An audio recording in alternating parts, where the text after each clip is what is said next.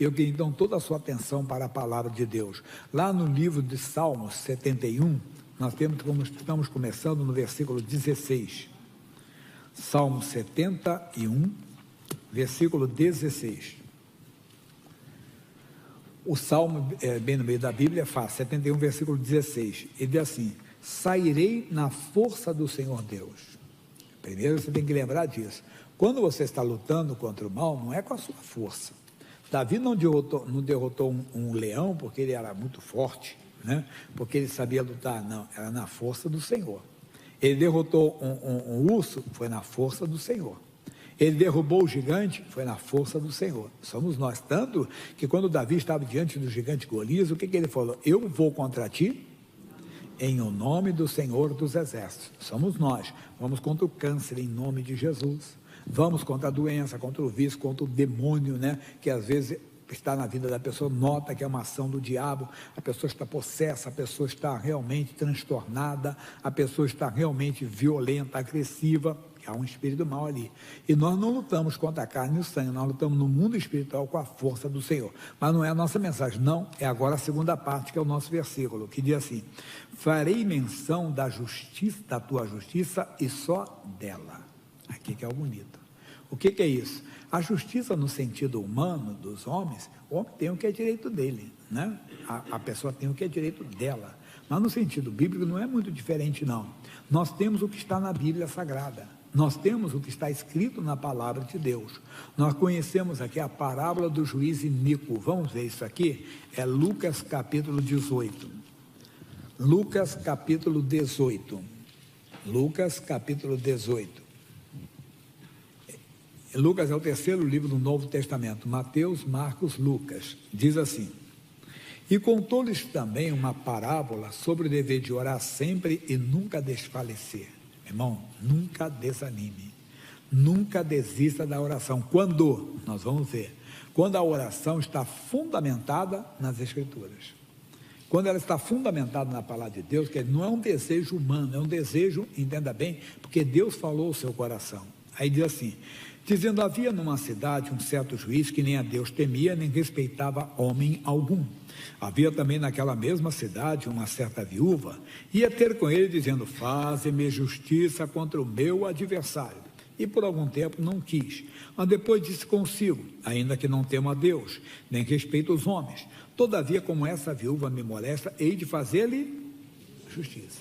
Quer dizer, o juiz não quebrou o galho dela, o juiz não fez um favor para ela, não, ele deu o que era direito dela, mas ela insistiu, ela perseverou. Nós temos que perseverar. Quando a nossa oração está fundamentada no que diz a Bíblia, no que está escrito na palavra de Deus, nós também devemos perseverar, nós devemos insistir, quando está fundamentado no que Deus diz. O caso de Isaac está lá no livro de Gênesis, capítulo 25. Gênesis é o primeiro livro da Bíblia. Costumo dizer que até criança sem dente sabe onde está, né? Gênesis capítulo 25, versículo 19 em diante. Diz assim: e essas são as gerações de Isaque, filho de Abraão. Abraão gerou a Isaque, e era Isaque da idade de 40 anos, guarde isso no coração, 40 anos, quando tomou a Rebeca, filha de Betuel, arameu de Padã-Arã, irmã de Labão, arameu por sua mulher. E Isaque orou insistentemente ao Senhor por sua mulher, porquanto era estéril. E o Senhor ouviu as suas orações, e Rebeca, sua mulher, concebeu, engravidou. Bem, se parássemos por aqui, parece que foi muito fácil, né? Não tinha, entenda bem, o filho orou e Deus deu, não. Foi uma luta muito grande. Foi uma insistência dele, diz assim: e os filhos lutavam dentro dela. Então disse: assim é, porque sou eu assim? Foi-se perguntar ao Senhor. Naquela época não tinha uma ultrassonografia para saber que era gêmeos, né? Ela falou: o que está acontecendo aqui dentro de mim? E o Senhor lhe disse: 2 nações há no teu ventre, e 2 povos se dividirão das tuas entranhas. Um povo será mais forte do que o outro povo, e o maior servirá ao menor. E cumprindo os seus dias para dar à luz, eis gêmeos no seu ventre. E saiu o primeiro ruivo, e todo com uma veste cabeluda, por isso chamaram o seu nome Esaú. E depois saiu o seu irmão, agarrado à sua mão o calcanhar de Esaú, por isso chamou o seu nome Jacó. E era Isaque da idade de 60 anos quando gerou. Bem, muitos conhecem a história, mas o que eu quero aqui enfatizar é que não foi fácil. Você vê, foram 20 anos. Lembra que casou? Quantos anos ele tinha? 40. Quantos anos ele foi ser pai? 60. Naquela época havia uma cultura muito grande que a pessoa podia, entenda bem, ter filhos fora do casamento com as servas. O filho dele, Jacó, teve filhos com 4 mulheres. Teve filhos com 4 mulheres. Ele não, ele perseverou. Ele insistiu. Eu digo para as pessoas que o Isaque, sendo um homem do Antigo Testamento, ele é um modelo para o Novo Testamento. Ele não disse, casei com a mulher errada e foi buscar, entenda bem, não. Ele perseverou, ele insistiu, ele foi constante na oração, porque ele queria ser pai. Claro, já é um bom desejo, não é? Queria que a sua mulher, sua amada, fosse mãe. Quer dizer, não era só ele se realizar, porque como eu falei, ele podia se realizar tendo filhos com outras mulheres, que era a cultura deles, não é hoje, não pega carona. Hoje o homem é marido de uma só mulher, é mulher de um só homem, até nos pensamentos, né? Então, ele podia ter feito isso, mas não, ele não queria só se realizar, queria realizar, mas é mais do que isso ainda. Por quê? Vamos para Gênesis ainda, capítulo 17, versículo 19. 17 e 19. E disse Deus, na verdade, Sara, tua mulher, te dará um filho, e chamarás o seu nome Isaque. Isaque é o chamado filho da promessa. Vamos entender que ainda não existiu Isaque. E temos que entender que ele, Abraão, estava completando, caminhando para 100 anos. E a Sara para 90. Tanto que quando o Isaque nasceu, quando Isaque nasceu, Abraão tinha 100 anos. E a Sara 90. Foi um milagre. Ele é um milagre. Mas o que é a nossa mensagem?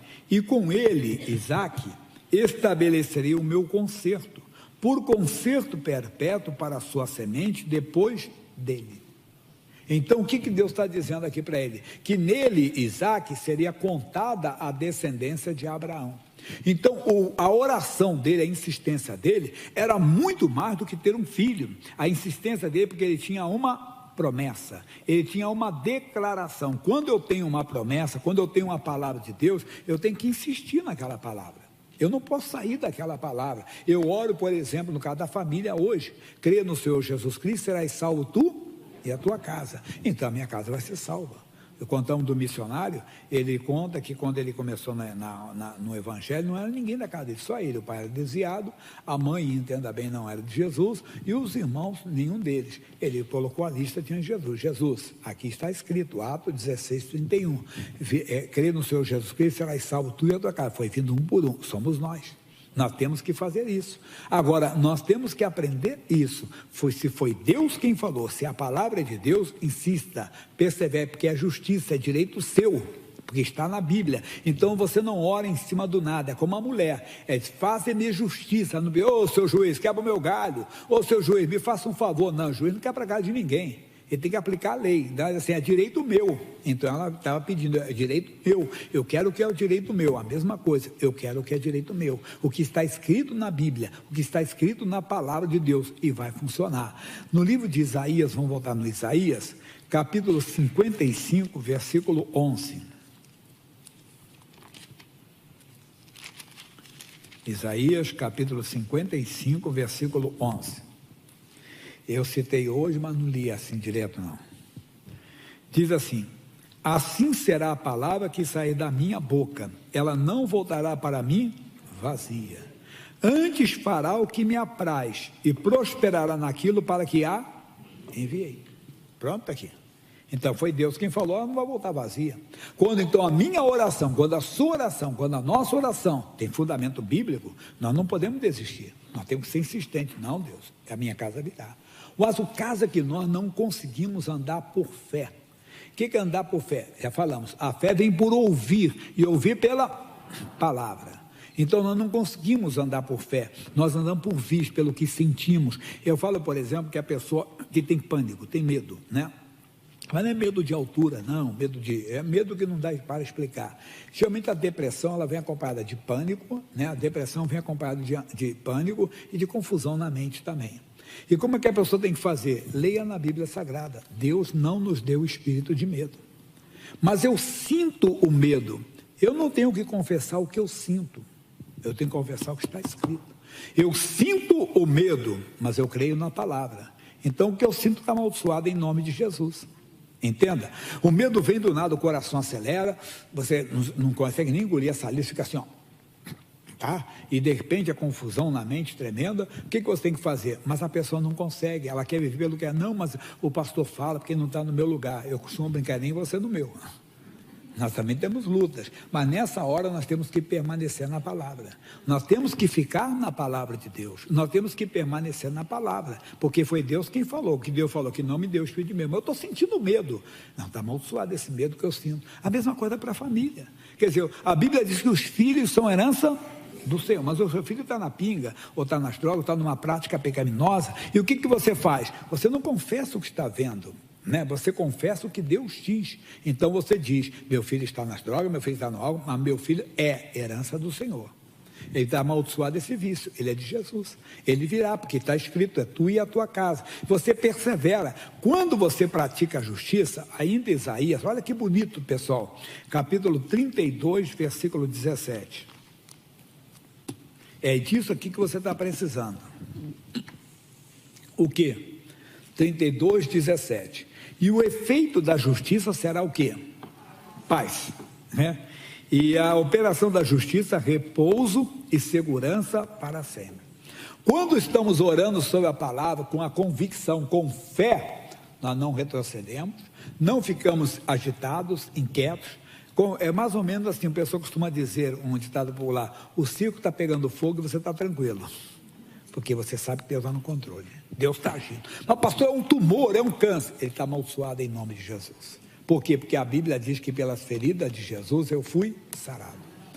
Faça o tratamento, tudo bem, estou falando de oração. Você persevera na oração, você insiste na oração. A mesma coisa é para a família, meu irmão. Quer dizer, eu estou vendo a pessoa na bebida, eu estou vendo a pessoa nas drogas, eu estou vendo a pessoa numa prática pecaminosa, mas eu não declaro aquilo, eu declaro o que diz a palavra de Deus. Eu vivo da fé, que é importante a preposição aqui. Quer dizer, eu não vou retroceder, eu não vou mudar, eu vou ficar ali com o que Deus falou comigo. É assim que nós vamos vencer. E isso vai trazer a paz, uma paz que os homens não entendem. Lembra que eu citei na semana passada, Filipenses 4:7. Carta de Paulo ao povo de Filipos, são os filipenses. Capítulo 4, versículo 7, diz, e a paz de Deus, que excede o quê? Todo entendimento, guardará os vossos corações e os vossos sentimentos em Cristo Jesus. A paz de Deus é um sentimento que as pessoas não entendem, ela está acima do entendimento. Rapaz, mas ele é muito tranquilo, ela é muito tranquila, no seu lugar eu estaria doido, no seu lugar eu estaria maluco. Não. Você simplesmente sabe que Deus está no controle. Você sabe, é o efeito da justiça. O que é isso? Que você agiu sobre a palavra de Deus, que o seu pedido não está em cima, porque o homem pode até falhar, não é verdade? Mas a justiça de Deus não vai falhar, porque Deus vela sobre a palavra dele para cumprir. A palavra que saiu da boca de Deus não voltará para ele vazia. Então você insiste, você permanece naquela palavra e a bênção virá. Você tem que ser valente, mais valente que o valente, como eu falei. Poxa, eu estou sentindo medo. Não, está amaldiçoado o que eu estou sentindo. Pastor, não é nem medo, é uma confusão na mente, um pensamento, tem hora que parece que eu vou perder o controle da minha mente, eu vou fazer uma loucura. O que eu tenho que fazer? O que a Bíblia diz, Deus nos deu a mente de Cristo. 1 aos Coríntios 2,16. Então eu não confesso o que eu penso nunca vai ser realidade, está amaldiçoado o que eu penso em nome de Jesus, e eu falo o que a Bíblia diz, Deus me deu a mente de Cristo. Ah, irmãozinho, você vai vencer essa depressão, vai vencer essa ansiedade, mas vai vencer na família, que o assunto hoje é a família, que eu pego a depressão aqui como uma ilustração para isso, mas vale para você que está passando por esse momento. Você tem que vencer, como? Citando a palavra de Deus. Mas minha mente tem hora que parece que eu vou perder o controle, que eu vou fazer uma loucura. Todo mundo tem perturbação. Se todo mundo pudesse ler a mente de outro, assim, rapaz, tem cada mente doida. cada mente maluca, pessoa, já viu aquela que tem uma aparência realmente, mas só Deus sabe a mente dele. Mas alguns vencem com a palavra de Deus. Ele vai vencendo com a palavra de Deus. Ele vai citando a palavra de Deus. Não adianta, diabo, a palavra de Deus diz isso, e ele fica com a palavra de Deus. Vocês já ouviram um caso aqui bastante, de uma moça que ela tinha tuberculose no século passado. Início do século passado. Tuberculose hoje tem um controle. Há pouco tempo, um cantor muito famoso falou que tinha tuberculose. Tem vários tipos de tuberculose, né? E ele falou também, entenda bem, um jogador de futebol famoso de seleção brasileira foi diagnosticado com tuberculose. Mas você vê que tem um controle muito maior do que no passado. Bem, eu tenho 63 anos de idade. Quando nós falávamos, entenda bem, de tuberculose no passado, a gente já, se o cara tossisse perto de você com tuberculose, disse, Deus me livre, né? Até fugia daquilo. Hoje tem um controle maior. Então, era início do século passado e ela estava em estágio final. Qualquer esforço dela, ela golfava sangue. Qualquer esforço que ela tivesse, ela golfava sangue. Ela não aguentava, botava o sangue para fora. Aí essa moça, entenda bem, ela, todos os dias, a família cristã, botavam como se fosse uma banquinha, uma mesa de café para ela e botava a Bíblia aberta. E ela ia folheando, ela não podia fazer esforço. Aí ela chegou na primeira carta de Pedro 2:24. Ele vai colocar ali, eu vou ler com vocês. Aí ela foi meditando naquele versículo. Olha como é que você tem que fazer com a Bíblia. Você tem que fazer assim. Levando ele mesmo em seu corpo, nossos pecados sobre o madeiro, para que, mortos para os pecados, pudéssemos viver para a justiça, viver para praticar a palavra de Deus, as promessas de Deus, o que Deus diz na sua palavra. E ela chegou no final, e pelas suas feridas foste sarados. Ela chamou, mamãe, a mãe veio. O que foi, minha filha? Mamãe aqui está dizendo, aqui na primeira carta de Pedro 2:24, que eu não vou morrer, que eu vou viver para a justiça. Minha filha, não é bem assim. Filha, você tem que entender que a qualquer hora você vai estar nos braços do Senhor. Ela disse, não, mãe, eu sei que eu vou para os braços do Senhor, não agora que eu sou muito nova ainda. Eu não vou morrer agora. Aí vai escutando. E ela simplesmente foi, entenda bem, pediu a roupa para a mãe. Mãe, mas minha filha, você não pode. Mãe, a senhora sempre me ensinou que a Bíblia é a verdade. Realmente eu sempre ensinei. Então aqui está dizendo que pelas suas feridas eu fui sarada. Ela colocou a roupa. Primeiro o sangue veio ainda, golfou. Segundo dia teve menos sangue. Terceiro dia, muito menos sangue ainda. Um dia depois não tinha mais nada. Ela andou por fé, ande por fé. Ande por fé. Oh, irmão que vive com a mente agitada, ande por fé. Começa a vencer a depressão, começa a vencer a ansiedade, começa a vencer o medo com a palavra de Deus. Não confessando, não o que você sente, não o que você pensa, mas o que Deus diz. Eu tenho a mente de Cristo. 1 Coríntios 2,16. Oh, Deus não me deu espírito de medo. A mesma coisa para a família, irmão. Você vê a pessoa na bebida, vê a pessoa nas drogas, mas você não tem que confessar, não tem que ficar brigando com a pessoa, não adianta. Olha aí, seu pingu, seu cachaceiro, não sei mais o que, não adianta. Você tem que começar a chamar a existência o que não existe. Ele é de Jesus.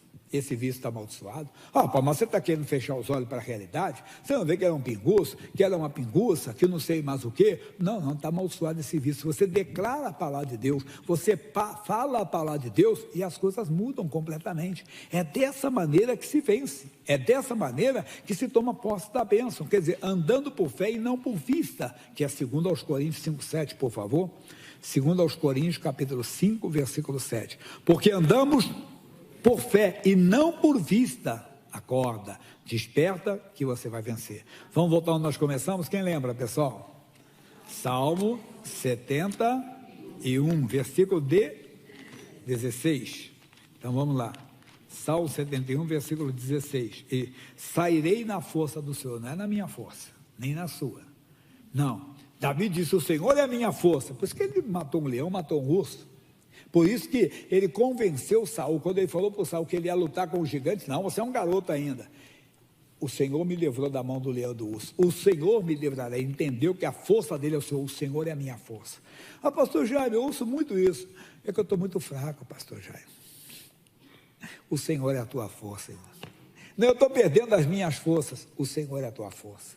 Você tem que confessar o que a Bíblia diz. O Senhor é a minha força. Força para quê? Para você. O Senhor é a palavra de Deus. Para você vencer o que você está vendo. para você não se assustar com o que você está vendo, sabendo que quem tem uma força maior do que o Senhor. Você concorda que a pessoa usa drogas, se embriaga, se prostitui, porque tem uma força maligna ali. Pois o Senhor é a sua força para vencer aquilo. Então vá nessa força, é dessa maneira que você vence. E terminando, que foi o nosso ensinamento de hoje, farei menção da tua justiça, farei menção do que Deus diz. Então não é do que eu vejo um filho na prática pecaminosa, e eu declaro ele herança do Senhor. Farei menção da justiça. Mas ele usa drogas, está amaldiçoado de serviço, ele é herança do Senhor. Assim que o marido fala para a mulher também, a mulher está usando droga, a mulher usa para o marido, não fica dizendo, meu marido é um viciado. Não, meu marido está sendo santificado, porque a Bíblia diz que a mulher santa santifica o marido. Começa a declarar que seu marido é do Senhor Jesus. Segue seu marido com fé e com amor. Não segue com palavras duras, palavras ofensivas, palavras de condenação. Não. Segue ele com fé, segue ela com fé, porque não é só homem que usa, a mulher também. Às vezes é a mulher que é a viciada, né? Quantas vezes o homem se converte primeiro que a mulher, e ele vai largar a mulher? Não. Pastor Jaime, puxa, sabe, eu vim para a igreja, eu estou convertido, e eu não fumo, mas o meu marido fuma. Ou ele diz, pastor Jaime, eu não fumo, mas ela fuma. Ela continua sendo tua mulher. Tu tem que cumprir os deveres do matrimônio. Em outras palavras, uma linguagem clara, bem clara, você tem que continuar beijando sua esposa. Você tem que continuar beijando seu marido. Ah, pastor, mas é duro uma pessoa cristã fazer isso. A mulher santa santifica o marido. Cuidado, não fica com palavra de condenação, não. Você tem que cercar com fé. Ele continua sendo seu marido, continua sendo sua esposa. E agora que você conhece a palavra de Deus, muito mais, que você sabe que você não vai procurar uma brecha, não. Ou torcer até para ele morrer e você ficar sozinho e casar de novo, ou você ficar sozinho e casar de novo. Não, isso é demônio. Você vai lutar pela salvação dele. Você vai lutar pela salvação. Como? Andando, fazendo menção da justiça. Ele é de Jesus, ela é de Jesus. Por quê? Porque a mulher santa santifica o marido, porque o marido santo santifica a mulher. Ele é do Senhor. Por quê? Porque a Bíblia diz que os filhos são herança do Senhor. Vai funcionar. Essa é a palavra de hoje. Irmão, justiça é você ter o que é direito seu, o que está na Bíblia Sagrada. Isaac não arredou, não retrocedeu. O justo viverá da fé, não é da fé. Se ele recuar, a minha alma não tem prazer dele. Não recue. De maneira alguma, seja valente, mais valente que o valente, como se o diabo dizia, aí olha o seu filho, e você assim, não, o meu filho é o que Deus diz que ele é. Vai funcionar, a mesma coisa é você. A minha mente, entenda, é o que Deus quer, não é o que eu penso. O que eu penso está amaldiçoado. A Bíblia diz, resistir ao diabo e esses pensamentos vão fugir. Esse medo vai fugir, essa perturbação vai fugir. A mesma coisa para a família. O vício, o demônio do vício, o demônio do adultério, pode ter sido até mandado, porque não tem coisa pior para um pregador, quando ele prega a palavra, prega que Jesus é por nós, quem será contra nós, e chega um membro da igreja e chega assim, pastor Jaime, com esse olhar aqui, ó, fizeram uma macumba para mim. E daí? Você não está entendendo o que eu falei? Macumba. Trabalho feito numa encruzilhada, trabalho feito com sangue de animal, trabalho feito no portão do cemitério. E daí? E daí? A Bíblia diz, se Deus é por nós, quem será contra nós? Não vale encantamento contra o povo de Deus, não vale. Eu digo, meu nome é Jaime de Aborigama, dá para o macumbeiro que quiser, faz da macumba que quiser, que negócio é esse? Você, não, senão não cremos no Evangelho. Então para com esse negócio. Ainda que alguém esteja fazendo um trabalho para destruir seu casamento, para destruir a sua família, tudo é desfeito em nome de Jesus. Amém?